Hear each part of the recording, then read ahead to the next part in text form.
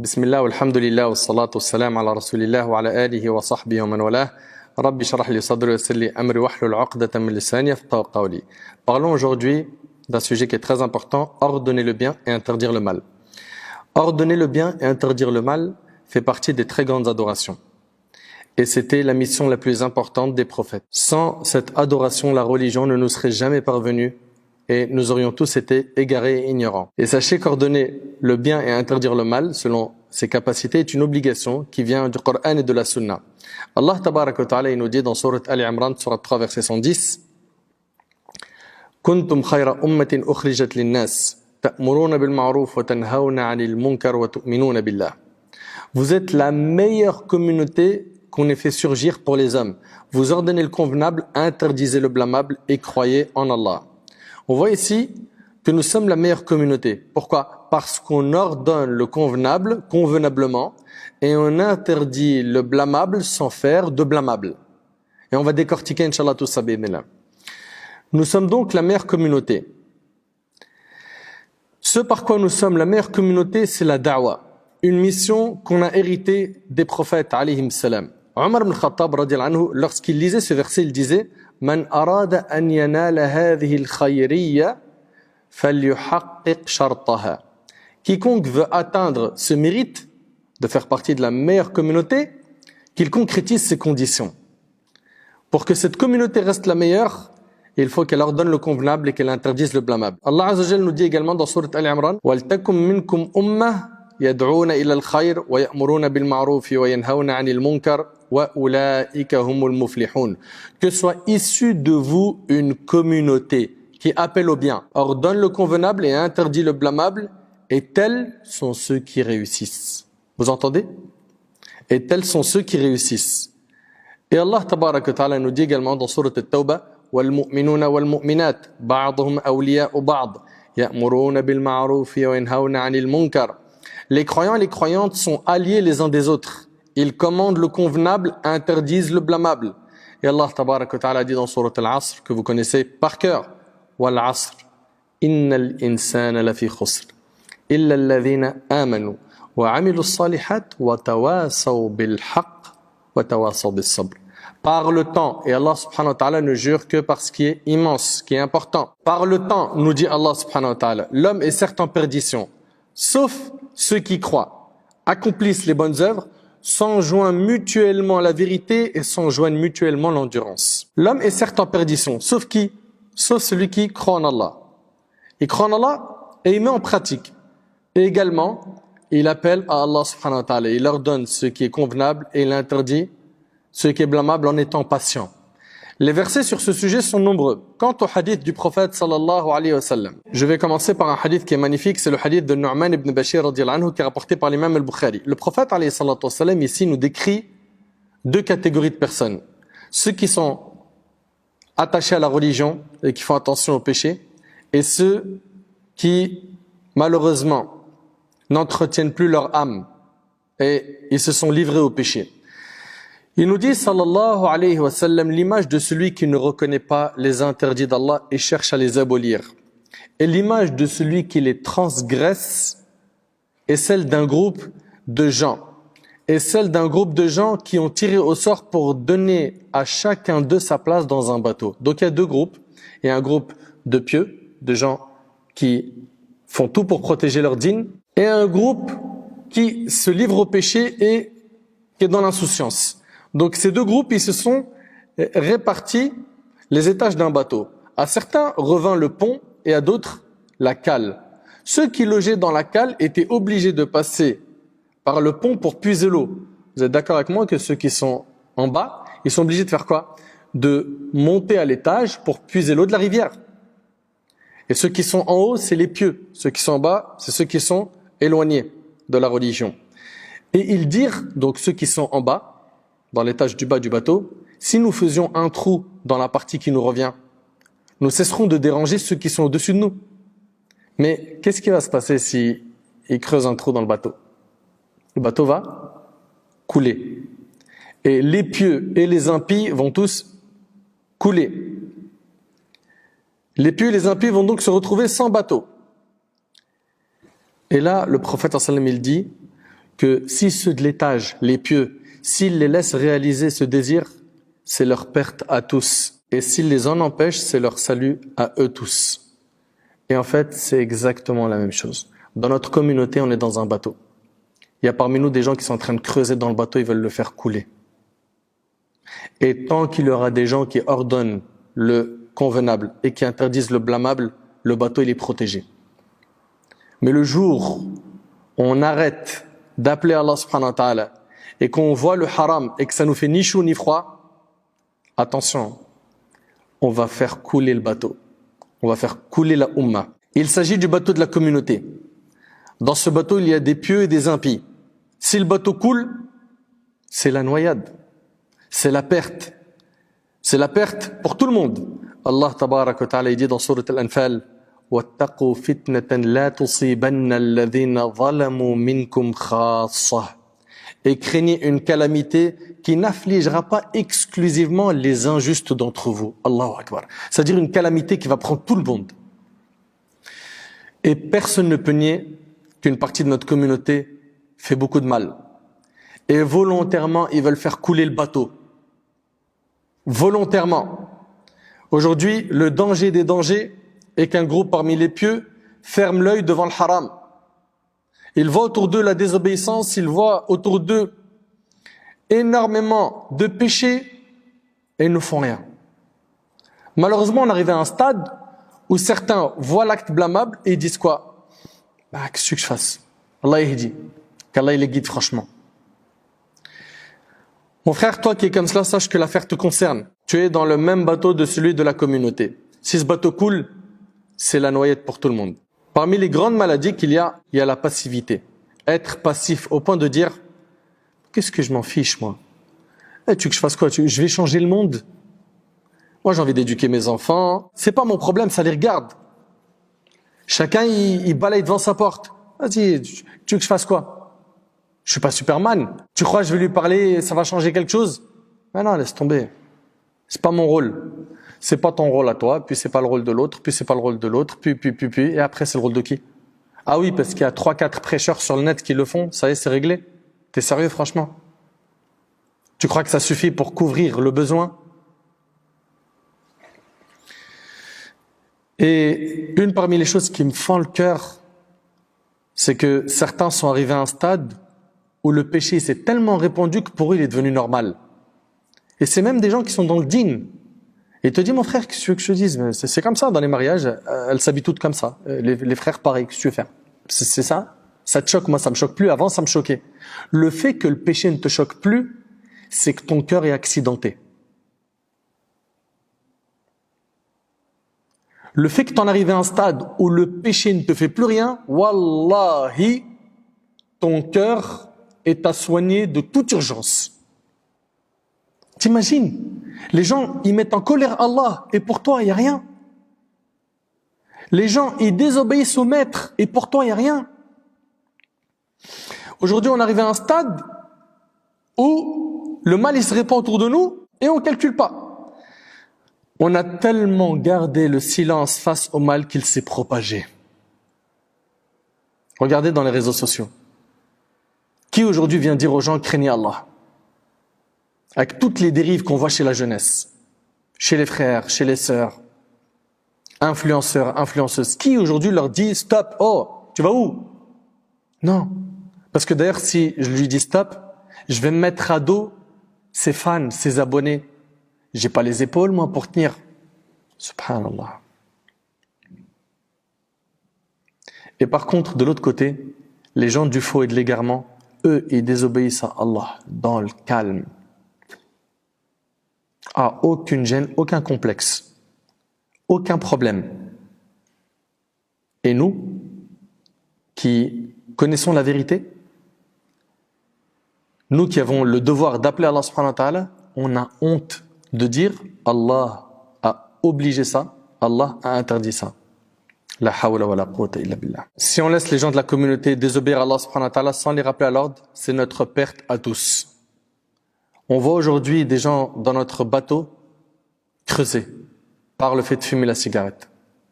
Et on les laisse creuser. Par le fait de fumer du shit et de le vendre. On les laisse creuser.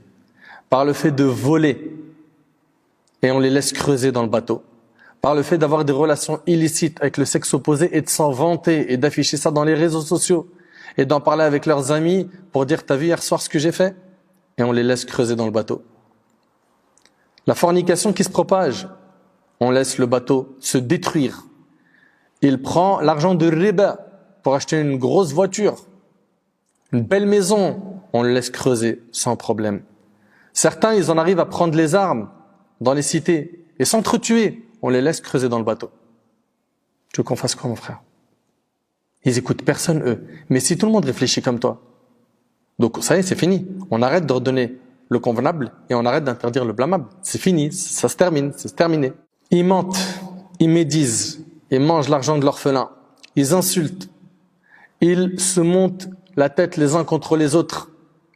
Ils ne respectent plus les liens familiaux. Ils coupent les liens avec leurs parents, avec leurs frères et sœurs, en Allah ou de sang.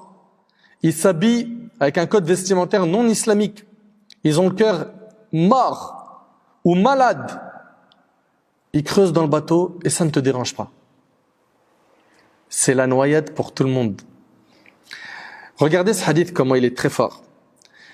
La mère des croyants, Zaynab bint Jahsh, radiyallahu anha, une parmi les épouses du prophète sallam. Elle rapporte que le prophète sallam est rentré un jour chez elle épouvanté. Il répétait en signe d'étonnement et d'impuissance devant la gravité de la chose, La ilaha illallah, il n'y a de divinité qu'Allah. Malheur aux Arabes pour un mal terrible qui est désormais tout proche. Ce jour-ci, en effet, un trou comme ceci, et il fit un rond avec son pouce et son index, s'est ouvert dans le barrage de Dhul Qarnayn, qu'il a construit pour contenir le flot dévastateur des peuplades sauvages de Gog et Magog. Elle a dit, ô messager d'Allah, est-ce que nous périrons alors qu'il y a parmi nous des gens pieux? Et le prophète sallam, il a dit, oui, quand la corruption et le vice auront augmenté. Rapporté par Bukhari et Muslim. Et wallahi, la corruption et le vice ont augmenté. Et les pieux de la communauté sont devenus passifs. On vit une époque où on voit le mal autour de nous sans que ça nous brûle le cœur, ça nous dérange plus. Et là, certains ne se soucient absolument pas de l'état de la communauté. L'essentiel pour eux, c'est quoi? Rire à fond, manger bien comme il faut, s'habiller, dormir, s'amuser, se divertir, voyager. Et voilà. Pour ce qui est du reste, il te dit clairement, c'est pas mon problème, ça ne me concerne pas. Me confie pas une mission qui ne m'appartient pas. Et on en a qui disent, mais mon frère, Allah subhanahu wa ta'ala a dit, Ya ayyuhalladhina amanu, alaykum anfusakum, la yadurrukum man dalla idha ihtadaytum. Ô vous qui avez cru, vous êtes responsable de vous-même. C'est-à-dire, il y en a même certains, ils vont justifier le fait qu'ils n'ordonnent plus le bien et qu'ils interdisent plus le mal par un verset. Allah subhanahu wa ta'ala il dit, ô vous qui avez cru, vous êtes responsable de vous-même. Celui qui s'égare ne vous nuira point si vous avez pris la bonne voie. Surat al-Ma'idah. Ce verset signifie, si vous accomplissez ce dont il vous a été ordonné, et parmi ce qui nous a été ordonné, il y a le fait d'ordonner le bien et interdire le mal, sachez que celui qui s'égare après cela, ça vous nuira pas. Cela veut dire que celui qui s'égare après votre rappel ne vous fera pas porter son fardeau. Donc, toi qui utilises cette preuve, sache que tu as très mal compris le sens du verset.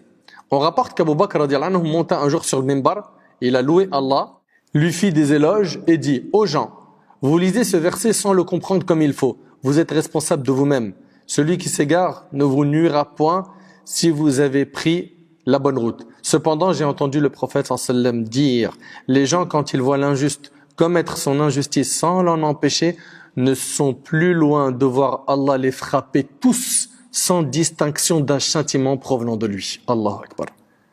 Et c'est rapporté par Abu Daoud. C'est de cette manière qu'il faut comprendre ce verset. Le fait de ne pas se soucier du mal et de la corruption qui se multiplient autour de nous, le fait de délaisser la da'wa peut faire qu'Allah subhanahu wa ta'ala soit en colère contre nous.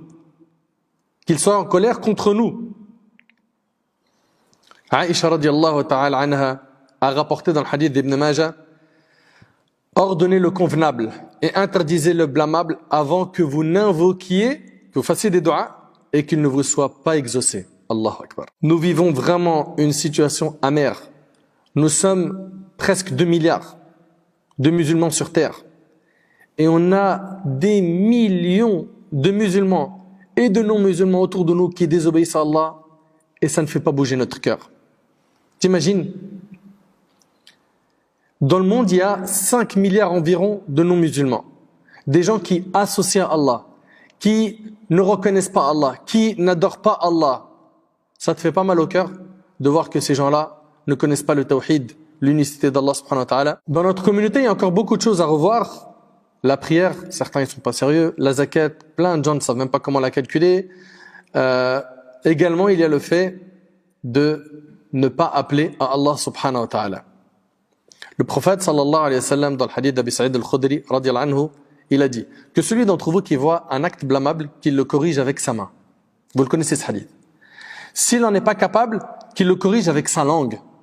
S'il n'est pas capable, qu'il le désapprouve en son fort intérieur. C'est là le degré le plus faible de la foi rapportée par Muslim. Le minimum, c'est que ton cœur bouillonne, brûle quand tu vois la désobéissance. Mais que t'en arrives à un stade, tu me dis, ouais mais mon frère, tout le monde le fait, c'est bon, arrête.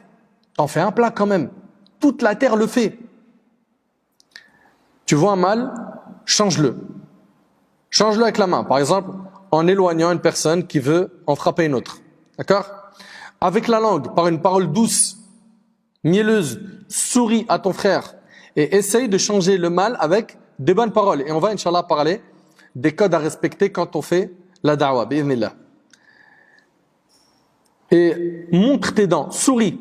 Parce qu'il y en a, on dirait leurs dents, c'est des awra. Ils sourient jamais. Il sourit pas. Il voit les gens autour de lui faire le péché, il vient avec une dureté folle pour blâmer, mais il n'y a pas de sourire, il n'y a pas de tendresse, il n'y a pas d'amour. Tu as envie de changer le mal, souris. Quand tu vois quelqu'un qui fait des péchés, regarde cette personne avec l'œil de la miséricorde. Sois plutôt de ceux qui changent le mal avec des bonnes paroles, des paroles douces. Dans le cas où tu n'arrives pas à changer le mal par ta main ni ta langue, à ce moment-là, c'est par le cœur et c'est le plus petit degré de la foi. Et c'est une obligation religieuse. Dans le cas où ton cœur ne désapprouve pas ce mal, sache que tu as commis un péché. Une personne pourrait sûrement se dire, mais comment changer le mal par son cœur? En te désavouant de ce mal. Il faut qu'Allah tabaraka wa ta'ala voit que tu détestes cet acte qui est blâmable. Change donc le mal par ton cœur, désavoue-toi du mal et rejette-le. Supposons que tu es assis dans une mauvaise assemblée où ils sont en train de faire de la médisance. Parle. Dis-leur, les frères, craignez Allah. Vous êtes en train de donner vos hasanat à cette personne-là. Vous êtes en train de perdre vos bonnes actions. Vous êtes en train d'accumuler des péchés. Parle. Si tu vois qu'il ne t'écoute pas et que tu as essayé à plusieurs reprises, tu n'as pas le droit de rester dans cette assemblée. Tu n'as pas le droit de participer à cette assemblée de médisance. Et il faut que tu désapprouves cela par ton cœur. Par contre, si tu te trouves dans un endroit où ils regardent du haram et que tu es là à regarder avec eux et il y a quasiment que des choses qui sont illicites à regarder. Si tu te mets juste à dire astaghfirullah dans l'assemblée sans te désavouer de cet acte par ton cœur et sans leur dire, c'est que il y a énormément de choses qui te manquent. En tant que croyant, ton cœur doit brûler quand tu vois du mal. Mon frère, ma sœur, pour changer un mal, la motivation seule ne suffit pas. De même, la sincérité seule ne suffit pas. Il ne nous est pas permis de faire un pas dans cette adoration qui est d'ordonner le bien et interdire le mal si l'on n'est pas armé de science, de sagesse, c'est qu'on a une bonne compréhension des règles du changement du blâmable. Si tu ne connais pas les règles de l'amr bil ma'ruf wa nahy anil munkar, le fait d'ordonner le bien et interdire le mal, sache qu'il est possible que tu nuises alors que tu voulais faire du bien. Quelles sont donc ces règles? Et là maintenant on va rentrer dans le concret. Quelles sont les règles pour changer un mal? 1. La sincérité. Mon frère, ma sœur, tu es parti conseiller une personne. Qu'est-ce qui t'a poussé à le faire? Est-ce que tu l'as fait pour Allah?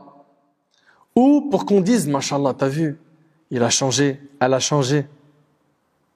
C'est devenu un pieux. C'est devenu une pieuse. Il connaît beaucoup maintenant aujourd'hui. Rappelle-toi que les actions ne valent que par leurs intentions. Donc, tu vas les conseiller. 1, c'est pour Allah subhanahu wa ta'ala, pas pour autre chose. T'as des gens qui rêvent de voir leurs frères et sœurs se tromper afin de se réjouir.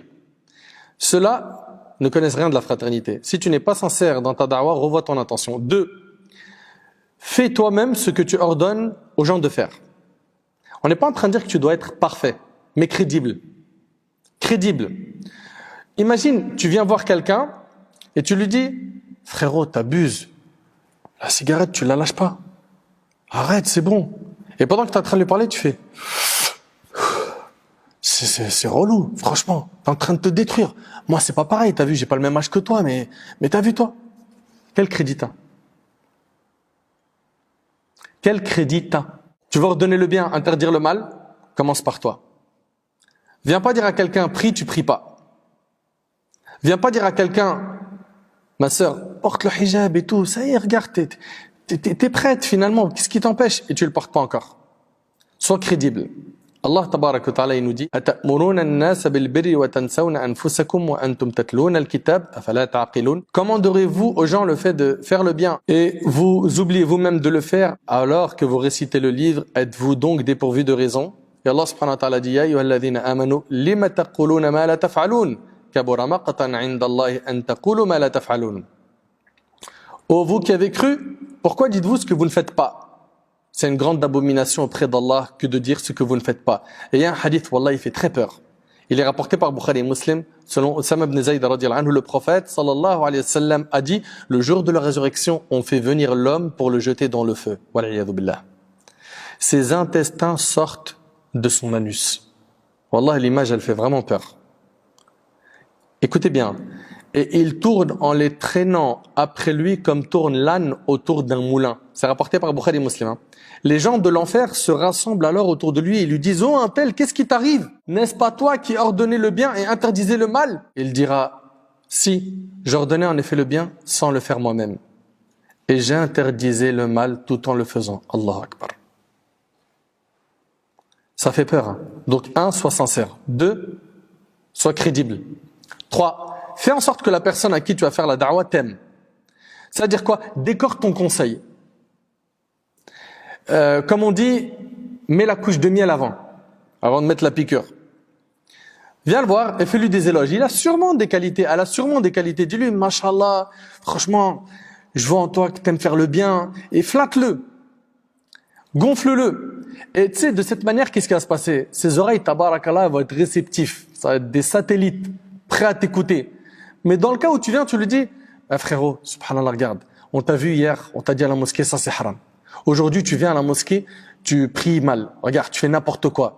Et en plus de ça, je me souviens qu'une semaine avant, on t'avait déjà fait ce reproche. Et t'es là, t'es en train de le déchirer. Franchement, il va t'écouter facilement? C'est dur, c'est dur. D'ailleurs, il est dit, Inna an-nusha thaqil, fala tursiluhu jabala. Le conseil à la base, il est lourd, il est pesant. Déjà à la base, un conseil, c'est lourd. Toi, viens pas le transmettre à quelqu'un en lui jetant une montagne. Non, au contraire, essaye de faire le nécessaire. Pourquoi? Pour qu'il puisse écouter ton conseil. Mashallah, je vois que tu as évolué. Toi, ça se voit que tu aimes faire le bien. Tu es toujours souriant, tu es toujours là pour les gens. Flatte-le. Flatte-le. De cette manière-là, il va écouter ton conseil. On doit aimer pour nos frères ce qu'on aime pour nous. Nous, on aime bien quand on nous parle avec hikmah, avec douceur. Pourquoi nous, quand on parle avec les gens, on sort toutes les armes et on est méchant? Le prophète sallam a dit, nul d'entre vous ne sera un véritable croyant que lorsqu'il aimera pour son frère ce qu'il aime pour lui-même. Rapporté par Bukhari et Muslim selon Anas. Et puis parmi les choses qui adoucissent le cœur et qui rapprochent les cœurs, il y a le fait de faire quoi? Un petit cadeau, un petit geste. Par exemple, ce frère-là, tu le vois souvent à la mosquée ou dans le quartier et tu as envie de lui faire passer un message. Et tu sais qu'il est influent dans le haram. Ou non, il se fait du tort à lui-même. Eh ben, tu viens par exemple avec un musc, un petit parfum, et tu lui offres, tu lui dis franchement je voulais t'offrir ça. Et tu parles pas beaucoup, tu pars. Ça fait un effet impressionnant sur les cœurs. Après avoir offert un cadeau à cette personne et qu'elle commence à t'aimer, fais-lui aimer la religion. Par cela, incite-le vite à prier. Et il faut impérativement commencer par la salat avec les jeunes. Et les moins jeunes d'ailleurs. Il faut impérativement commencer par la salat. Et leur enlever ce verrou qu'ils ont, qui consiste à croire que pour que je puisse prier, il faut d'abord que je sois clean. C'est-à-dire que j'arrête les péchés et après, je commence à faire la prière. Non, faux, archi faux. C'est la prière qui va te faire arrêter les péchés. Mais ils comprennent pas. Et bien sûr, sois patient, il va te dire, ouais, mais non, mais t'as vu, je travaille, j'arrive pas à prier au travail. Doucement, doucement. Si tu es doux et tu dis la vérité avec douceur, en lui précisant que ça vient d'Allah et de son messager, il va accepter cela. Également, 4e règle, maîtrise le sujet que tu vas aborder. Il vient et dit, tu bois de l'alcool, c'est haram. Et tu as quelqu'un devant toi qui ne sait pas. Il dit, ah ouais, c'est écrit où? Je sais pas, mais on me l'a dit.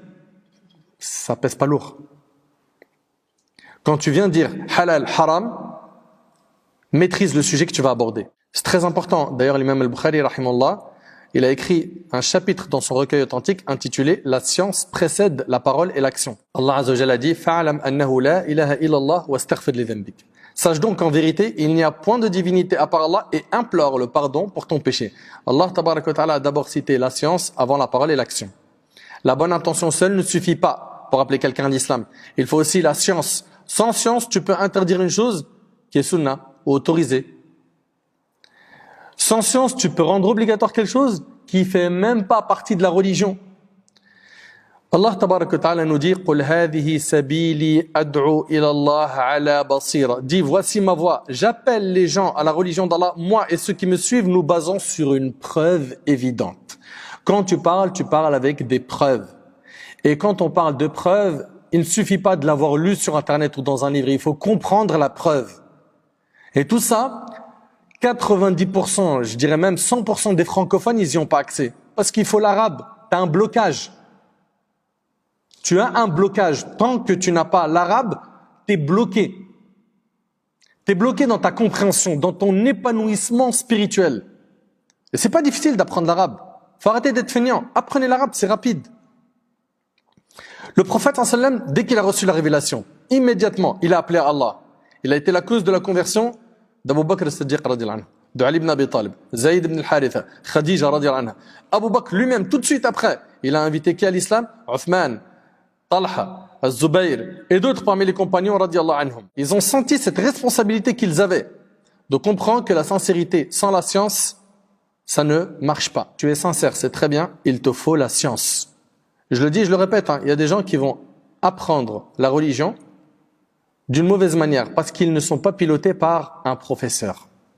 Et comme l'ont dit les savants, celui dont son shir et son livre, ses erreurs seront plus nombreuses que ses exactitudes.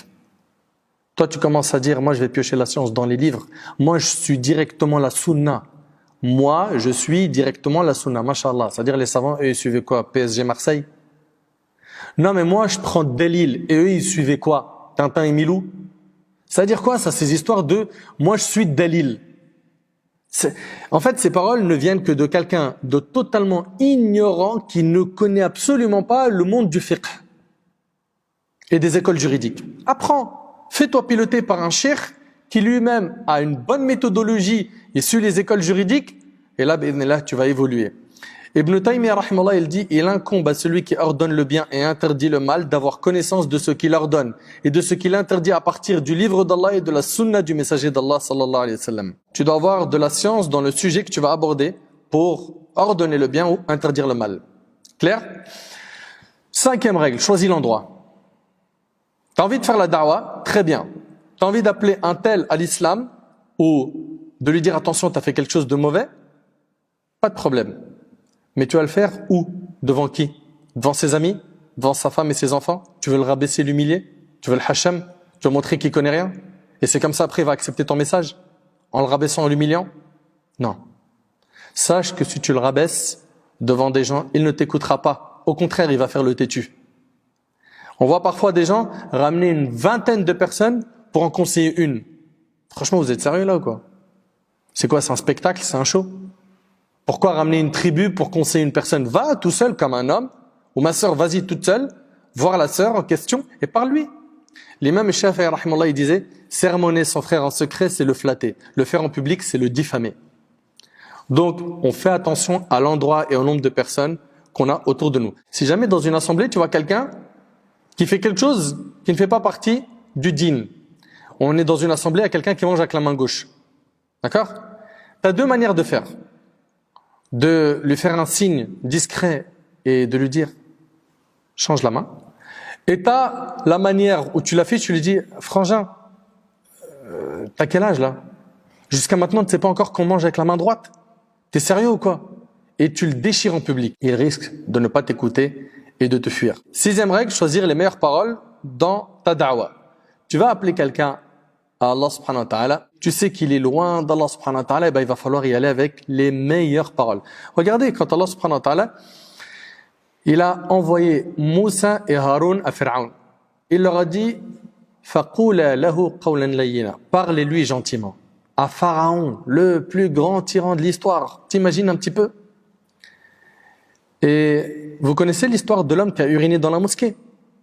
Imagine si aujourd'hui, il y a quelqu'un qui rentre. Allez, je vais donner une image qui va être choquante. Pendant la Jumu'ah, il se met dans un coin de la mosquée, il urine. Il va finir comment lui? Il va finir dans un pain tortillas chaud et grignoté par tous les fidèles de la mosquée. Ils vont le manger. C'est vrai ou c'est pas vrai? Mais t'es sérieux ou quoi? Oh! Ça va crier, ça va être le fawda. Dans la mosquée, ça va partir dans tous les sens. Et subhanallah, le prophète alayhi salatu wassalam, il a dit aux compagnons qui voulaient le blâmer, laissez-le terminer. Après cela, il a enseigné que la mosquée n'est pas faite pour ça, que c'est pour évoquer Allah, prier, etc. L'homme, il a tellement été content qu'il a dit, oh Allah, fais-moi miséricorde, ainsi qu'à Mohammed et à personne d'autre. Vous imaginez? Donc voilà, tantôt il faudra adopter un comportement de douceur et des fois, la dureté, ça sera une hikmah avec certains. Quand tu sais que la personne, elle est solide dans son dîn, elle connaît bien, là tu peux. Comme le prophète ensemble quand il a pris la bague en or que portait le compagnon et qu'il l'a jetée. Ça c'était une manière de faire avec ceux qui connaissent. Mais l'ignorant, on ne s'adresse pas à lui de cette manière-là. On doit en fait parler aux gens en fonction de leur profil. Et selon Maymoun ibn Abi Shabib, Aïcha radhiyallahu anha donna un morceau de pain à un mendiant qui passa devant elle. Puis vint un homme bien habillé et d'apparence respectable. Elle le fit asseoir et lui donna à manger. On lui demanda la raison de cette différence de comportement. Le prophète sallam a alors dit, placez les gens selon leur mérite rapporté par Abu Daoud. Donc ça veut dire qu'il va falloir s'adapter au profil que tu as devant toi. La da'wah c'est un art. Il faut utiliser les meilleures paroles, choisir le bon moment, choisir l'endroit. De même, il faut faire attention à ne pas blâmer une personne en se basant sur des soupçons. C'est la pire des choses. Frangin, tu sais, je voulais dire un truc. Bon, comment on va faire? Voilà. On m'a dit la vérité. Hier, tu as été vu avec une femme. La hawla wa la quwwata illa billah, elle est super mal habillée. Et je t'invite, Inch'Allah, à craindre Allah et tout. Et tu sais, c'est grave et tout. Et le frère, il t'arrête, il dit, excuse-moi, c'est ma sœur. C'est ma sœur de sang. Franchement, tu te sens comment à ce moment-là? Parce que toi, tu prends les informations sans vérifier. Tu vas pas directement à la source. Faites attention à ce type de comportement. Parmi les règles, on a dit qu'il y a la douceur. Soyez doux. Comme il a été ordonné à Moussa et Haroun d'être doux avec Pharaon. Ibrahim alayhi salam, quand il a parlé à son père Azar, son père qui était un parmi les grands mouchrikines de son époque, il lui dit, Ya abati, Ya abati, Ya abati, oh mon cher père. Il dit à son père, oh mon cher père, pourquoi adores-tu ce qui n'entend ni ne voit et ne te profite en rien? Et Aïcha radhiyallahu anha, elle rapporte que le prophète sallallahu alayhi wa sallam a dit, Allah est doux et il aime la douceur en toutes choses, rapporté par Bukhari et Muslim. Et toujours selon Aïcha radhiyallahu anha, le prophète sallallahu alayhi wa sallam a dit, quand la douceur est dans quelque chose, elle ne peut que l'embellir. Et quand elle est retirée d'une chose, elle ne peut que l'enlaidir, rapporté par Muslim. Également, quand tu vas faire la da'wah, tu fais da'wah par priorité. Quelqu'un qui boit de l'alcool et qui fume la cigarette. Tu dois d'abord t'attaquer au plus grand des péchés qu'il fait et tu fonctionnes comme ça par priorité. Il n'est pas judicieux de voir quelqu'un qui fait une dizaine de péchés et tu viens le conseiller sur le plus petit péché qu'il fait. Non, tu dois d'abord prendre les choses par priorité. D'accord? Tu dois donc faire ta da'wah par priorité. Et l'une des priorités de la da'wah est de faire cette da'wah à sa famille avant de s'occuper des gens. Allah tabaraka wa ta'ala il nous dit wa anzir ashiratak al-aqrabin et avertis les gens qui te sont les plus proches. Également parmi les règles, commence par citer les points où tu es d'accord avec lui. Avant de lui dire je suis pas d'accord avec toi sur ça, tu vas tellement lui montrer de désaccord qu'à la fin il ne va pas t'écouter. Dis-lui tu sais quoi, regarde, on est d'accord sur ça. Mais ce point-là, ça va pas. Également, ne change pas le mal par un mal plus grand. Subhanallah, Ibn al-Qayyim, rahimallah, il a dit, le prophète a légiféré à sa communauté l'obligation d'interdire le blâmable afin que soit accompli le convenable qu'Allah et son messager aiment. Si en interdisant le blâmable, cela apporte un mal plus grand, cela revient à ordonner le mal et à prendre le chemin de la désobéissance d'Allah et de son messager. Allahu Akbar. Supposons que ton fils fait une erreur. D'accord? Eh ben, il est possible qu'en voulant changer le mal qu'il a fait, tu te retrouves à tomber dans un mal encore plus grand. Faites-y très attention. Très attention. Également, parmi les règles, quand tu ordonnes le bien et que tu interdis le mal, arme-toi de patience. Les prophètes, alayhim salam, ce sont les meilleurs hommes. Ils ont été très patients avec leur peuple. Très patients. Allah tabarak wa ta'ala, il dit dans Sourate Al-Ankabut, dans les premiers versets, Alif Lam Mim, ahasiba an-nasu ay yutraku ay yaqulu amanna wa hum la yuftanun. Al-aya. Est-ce que les gens pensent qu'on les laissera dire nous croyons sans les éprouver? Certes, nous avons éprouvé ceux qui ont vécu avant eux. Allah connaît ceux qui disent la vérité et ceux qui mentent. Et quand le prophète sallam, il a été questionné par Sa'ad radiyallahu anhu, quels sont les gens les plus éprouvés? Il a dit les gens les plus éprouvés sont les prophètes. Donc toi qui appelles Allah, sache que tu vas rencontrer des épreuves. Et ça c'est normal. Plus tu vas te rapprocher du chemin des prophètes, plus tu vas payer les mêmes factures qu'eux. Ils ont connu beaucoup d'épreuves. La perte d'enfants, la perte des membres de leur famille, que ce soit épouse ou oncle, la perte de l'argent, énormément d'épreuves peuvent te toucher. Parmi les épreuves que connaît le prêcheur, il y a le fait qu'il entende des critiques sur lui. Et ça, c'est pas nouveau. Le prophète sallallahu alayhi wa sallam, il a déjà connu cela. Et pas que. Les prophètes avant lui ont connu cela. Et toute personne qui appelle à Allah doit avoir le dos solide. Pourquoi? Parce que tu ne feras jamais l'unanimité. C'est une obligation qu'il y aura des gens qui vont venir parler de toi en mal, te critiquer, inventer des choses sur toi. Et aujourd'hui, on le voit sous un nouveau nom. Ça s'appelle mise en garde. Et quand les jeunes ils reçoivent ça, on dirait ils ont reçu un verset du Coran. Oh, il y a une mise en garde sur un tel. Ah, je savais pas, j'écoute plus. Mais qui met en garde? C'est quoi le contenu de la mise en garde? Est-ce que le contenu de la mise en garde pèse réellement au niveau du religieux? Non. Les gens d'ailleurs, quand tu lui dis pourquoi tu n'écoutes pas un tel, il dit écoute l'audio, il y a une mise en garde. D'accord, très bien, mais qu'est-ce qu'on lui reproche concrètement? Écoute l'audio, il y a une mise en garde. D'accord, c'est quoi les erreurs qui ont fait qu'il n'est plus de la sunna, on n'a plus le droit de l'écouter? Bah, je sais pas moi, t'as qu'à écouter l'audio. Il n'est même pas capable de retenir un point. C'est pour vous montrer en fait, subhanallah, aujourd'hui c'est devenu des modes qui s'éparpillent comme ça, où c'est devenu facile de déchirer l'honneur d'un musulman et d'une musulmane sans problème. Finalement, ils se font du tort quand même. Moi, personnellement, ça me rajoute que des hasanats, les mises en garde. Ni plus ni moins. Et ça me fait bien dormir la nuit. Et celui qui a des doutes, je sais plus, franchement, on m'a dit sur Nader et tout, m'écoute plus.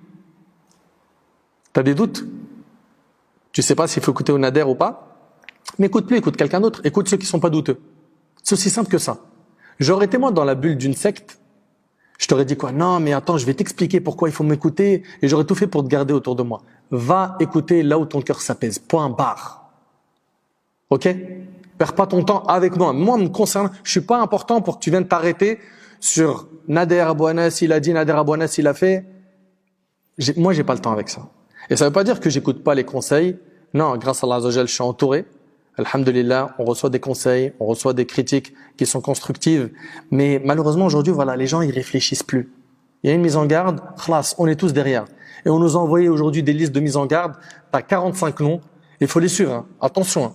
Et puis, si on a un parmi eux, t'es pas d'accord, c'est que t'as pas prêté allégeance au haqq. Voilà, donc, le prophète sallam a connu ça, les prophètes avant lui. Ils ont dit sur le prophète sallam qu'il est fou, que c'est un sorcier, qu'il fait de la magie, etc., etc. Et le prophète sallam, il a continué son chemin. Et n'oubliez pas, Allah subhanahu wa ta'ala, il fait éclater la vérité. Toute personne qui est sincère, Allah subhanahu wa ta'ala, il le ramène vers le droit chemin.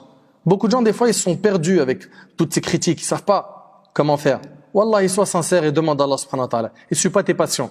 Suis réellement la religion d'Allah subhanahu wa ta'ala sans t'attacher aveuglement, comme on le voit aujourd'hui, à un groupe, et puis tout le reste est disqualifié, c'est eux les perdus le jour du jugement. Non, t'inquiète pas. Et puis, concernant ceux et celles qui appellent Allah, qui sont critiqués, Allah, il les défend. Inna Allah yudafi'u 'anil ladhina amanu. Allah prend la défense de ceux qui croient. Également, ceux qui appellent Allah subhanahu wa ta'ala dit, Ya ayyuhalladhina amanu isbiru wa sabiru wa rabitu wattaqullaha la'allakum tuflihun. Oh les croyants, soyez endurants, incitez-vous à l'endurance, luttez constamment et craignez Allah afin que vous réussissiez. Mes frères et sœurs, après avoir vu en bref les règles pour ordonner le bien et interdire le mal, j'aimerais quand même vous dire que notre rôle n'est pas de changer les cœurs, mais de rappeler aux gens ce qu'est la vérité. Car celui qui change les cœurs, c'est ni toi ni moi. C'est Allah subhanahu wa ta'ala. Tu peux faire tous les efforts que tu peux.